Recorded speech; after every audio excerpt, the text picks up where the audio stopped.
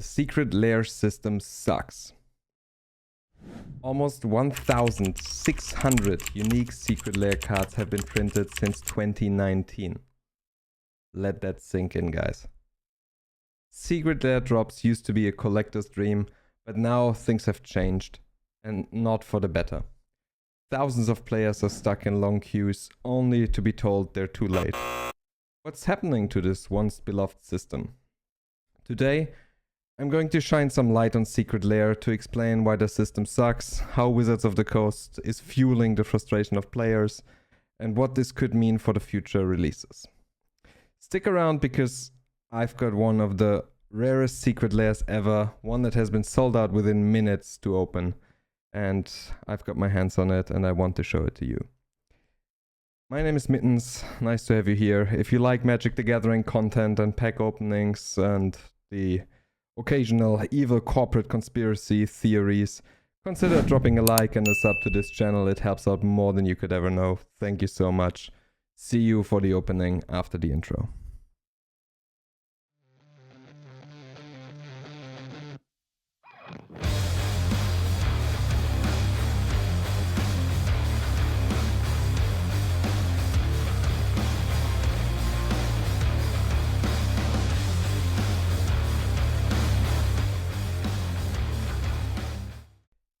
The new Secret Lair system sucks. It used to be a print-on-demand, over a reasonable amount of time system, and this allowed us, the customers and players, to have a chance to make an educated decision, and any and everyone who wanted one of the Secret Lairs in this time frame would get one. There were no lines, there were no queues, nothing was sold out. Now, Wizards of the Coast are limiting the Secret Lairs, and some of them sell out within minutes. Like this one. Every Secret Lair since this change has had a queue at the checkout, which is mostly over an hour long. This is just a tedious and time-consuming process that is, wow, it's so disgusting. At the end of the day, after a queue, some Secret Lairs, specifically this one for example, are already sold out. So you're stuck in a queue, you get to the finish line and then it says, oh, by the way, you wanted to buy something, but it's sold out. And this effectively locks out people who cannot take the time to sit in a queue for an hour due to work or any other obligations they might have, or just prohibit people from trying to get Secret Lair products in general, which is disgusting because Secret Lair was supposed to be a flavor product for the people. So don't you worry, you can still buy Secret Lairs on the secondary market. You don't have to be there for the launch. But look at the prices, man. It's insane. The markups on Secret Lairs has begun, and scalpers are more than happy to sell them to you for a bit of an increase in price. But all of this is an intended system by Wizards of the Coast. The fear of missing out is working. People are buying into Secret Lairs more and more people are present at the launches, although the financial values of the last Secret Lairs were not great. This one included, by the way, but we talk about this when we open it. The old system was perfectly fine, I think, so why changing it, right? That's a question that has been asked a lot.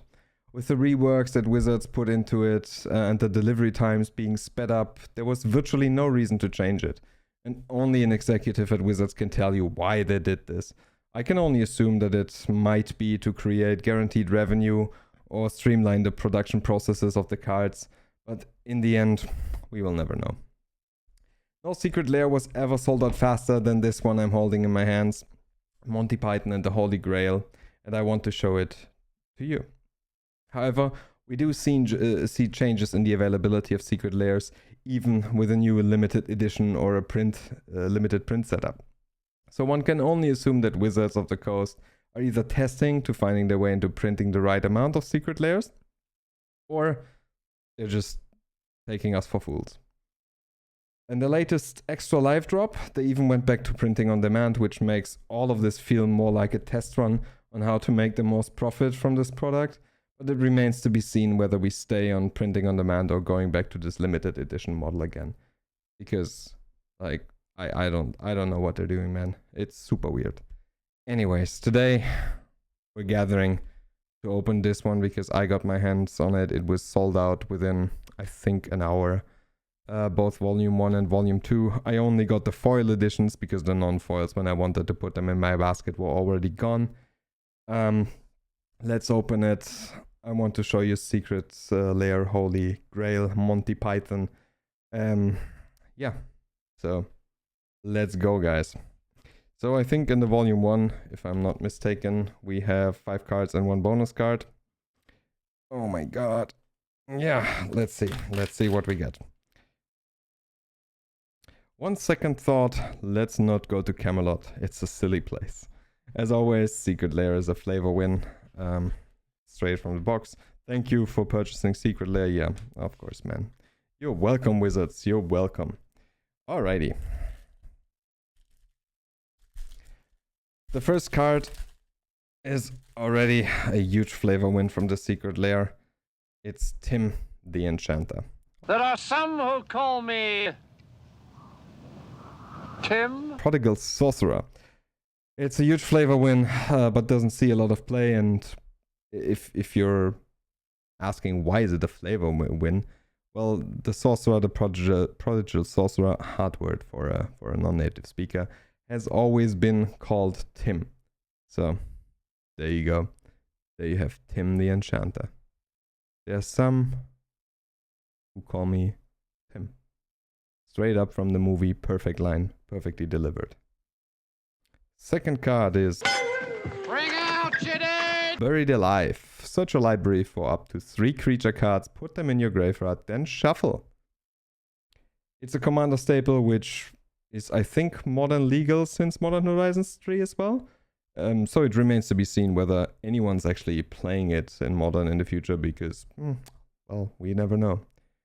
I'm getting better. No, you're not. You'll be stone dead in a moment. Clonk.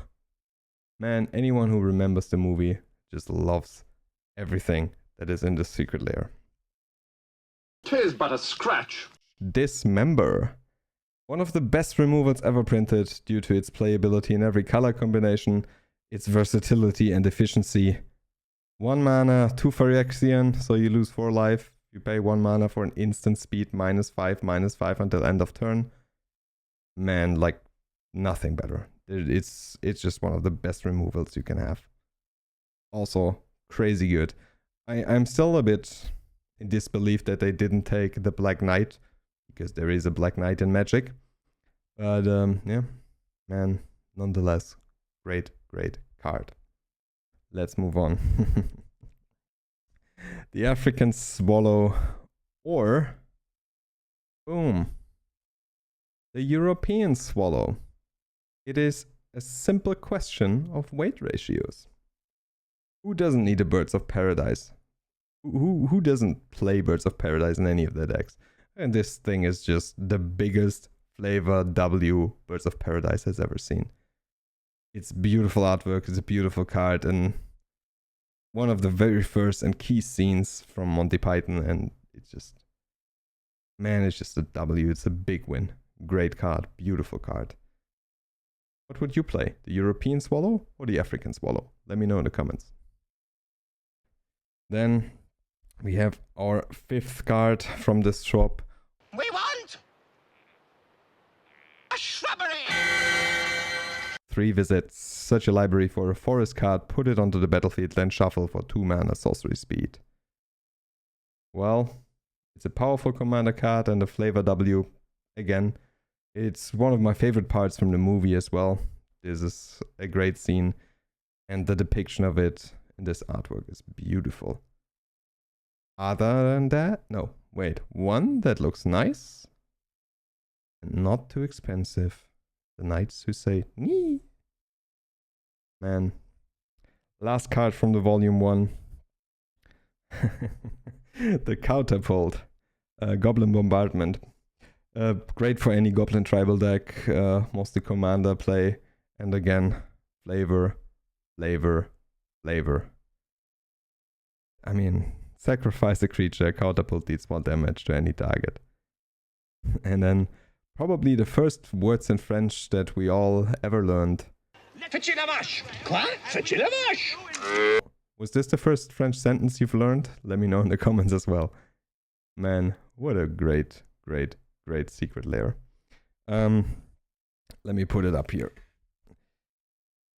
I think in total, those 6 cards are probably worth not that much, right? Those 6 cards cost $49.99, I think.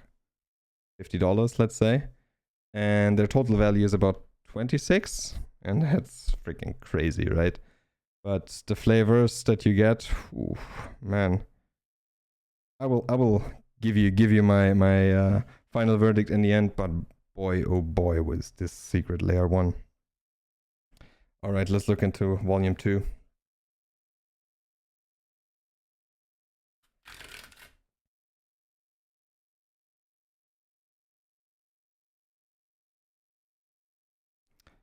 Well, she turned me into a newt.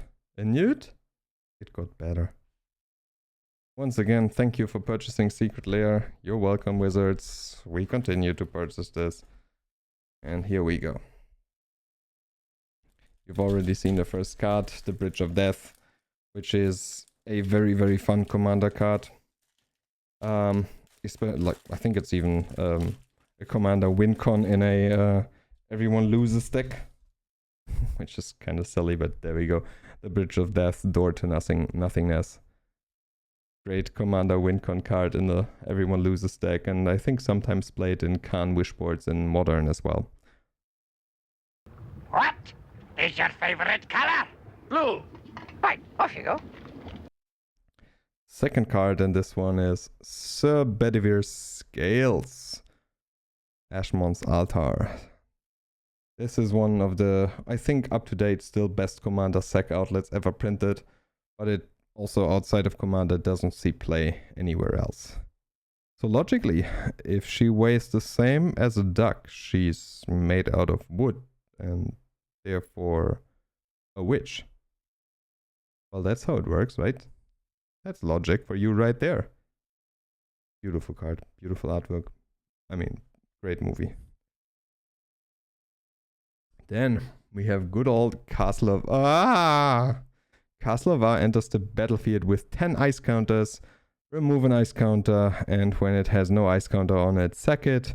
If you do, create Merit Lage, a legendary 2020 black avatar creature token with flying and indestructible. Pretty much one of the strongest lands in existence in Magic, but mostly played in Legacy and nowhere else because too expensive. And then, of course, here we go. The Black Beast of Merit Lage. The one that you get when you sack the Dark Depths. Well, what can I tell you guys? It's a token, right? And not a particularly great looking one, but hey, flavor again. Last card from drop number 2, as I am rearranging this a bit, is the Killer Rabbit of Kerbanog. Jesus Christ! Khazad-Rex is interesting, because I have not seen this card being played at all. So, Killer Rabbit is a great flavor, it's nice to have, but meh. So Volume 2 has 4 cards and 1 token in it? And the overall financial value of this drop comes to, it cost 50, and the overall value is, yeah, about $15. So, overall, this Secret Lair is a perfect example for great marketing. The flavor matches the age group that is targeted with the cards, although the cards itself financially are worth almost nothing. This Secret Lair went up in price dramatically due to the limited edition prints and the scarce availability and people wanting it. That's just basic economics. Wizards of the Coast literally made nothing into something, and we all have to shamefully look on this and admit, I still kind of want to have these cards. Although some of the cards go in Commander decks, others are rarely being played at all, and we cannot deny one thing. This is a huge flavor win, and this is probably one of the best Secret Lairs ever printed. However, I think Secret Lair reviews are getting very frustrating for me and for you probably as well.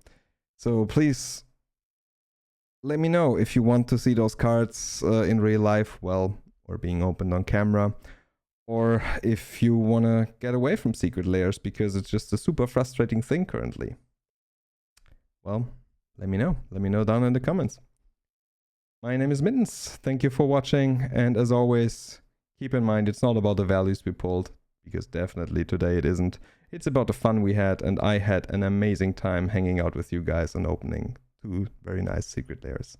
I'm wishing you a great morning, day, afternoon, evening, wherever you are on the planet.